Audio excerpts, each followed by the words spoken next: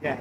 Hey, I'm back down here fishing in Florida again. Today I'm going to be on a little channel off to the main water lake of Eustis, Florida.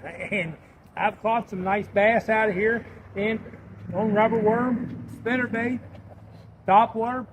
But today I'm going to be showing you something a little different that I use back in Western Maryland on Deep Creek Lake. I'm a charter captain in Deep Creek. I've been a guide there for 40-some years. But I'm going to show you something today that you can do in freshwater right here in Eustis, Florida. And I fish a lot of tubes. People know that on the Bassmaster Circuit. I like it. Right here is the tube. This is one I'm going to be fishing with. And this is a green pumpkin. Everybody knows about that.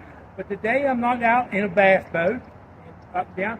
I'm going to literally just fish here in this little channel here, and today all I'm going to do is just throw around this structure in here. And this is how we do it. With a green tube, number 3/4 size hook, green pumpkin with a little twist.